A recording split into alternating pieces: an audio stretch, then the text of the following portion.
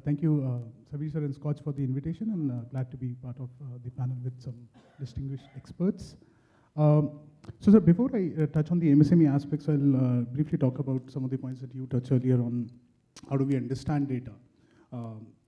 There are different concepts which are being discussed, whether data is seen as a fuel for digital economy, and hence the understanding whether it is an oil, whether it should be treated like water, it should flow freely, or when the Prime Minister of India, Mr. Modi, in the UN General Assembly said whether data is the new gold, or as you said, toxic, whether data is the new uranium, wherein, it has a lot of value, too much concentration is dangerous, and if it goes in wrong hands, it's like very toxic. And then, we have the concepts of data being recognized as a fundamental right, ensured by the Supreme Court, and then we have the concept of whether we see data as property. Prime Minister also in an interview to the Economic Times said, we should also treat right to data as akin to right to property in the industrial age. So, and then you touched upon the aspect of ownership of data. Not many policies and regulations globally touch upon it. The draft e-commerce policy that came out talked specifically about individuals being the owner of data and the organizations and the governments processing it, being the custodian of it. So that's the background idea that confusions and that dialogue should prevail, and we should have an harmonious understanding, because that will help us develop policies, laws, and regulations accordingly so that everyone is treated equally.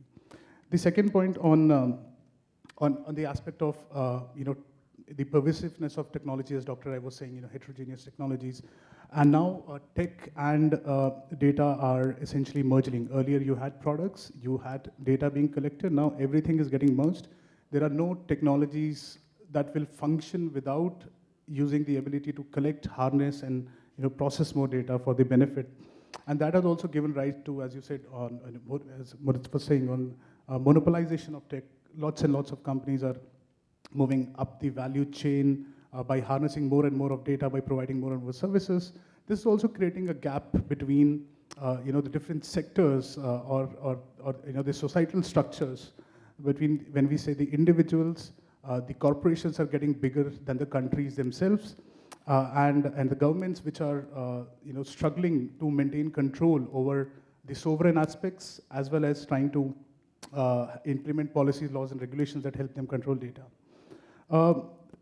Also, we have to look at it from the viewpoint that she talked about the weaponization of tech, and I think it's a very important factor, because if you see the scenario and compare it with what we had 10 years back, we did not have policies, laws, and regulations across the globe which were talking about export control or sharing of data or transfer of data for processing.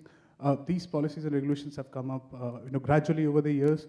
Now we are talking about export controls of technologies such as artificial intelligence technologies or surveillance technologies. Many countries have already started working on it. US already had come up with a draft law which talks about regulating it. And then we also talk about how sanctions and these instruments are sort of invoked to ensure that the use of technology, the use of the data behind this technology is restricted in certain quarters. So that's a trend that you talked about, is globalization. While the technology is helping us all connect together, but the increasing protectionism in sovereign states is leading to more inward-looking thing.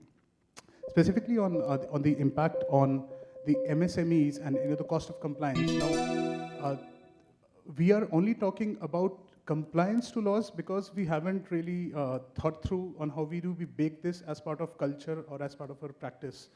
And I think that is one fundamental shift that we need to have, wherein we need to make sure that these are built as part of the systems, technology, processes, design, so that the focus on compliance is minimal. So for example, if we have a law coming out which makes or forces the organizations, including the MSMEs, to hire lawyers to demonstrate compliance, but not invest in building technology and process resources. So I think that's a law failure, and we have to learn from the examples on how different regulations have shaped up. So for example, GDPR, it's a very good law, which is a progressive law, but then is it the direction that we need to take? I think we need to sort of be very careful on where we are heading with this law.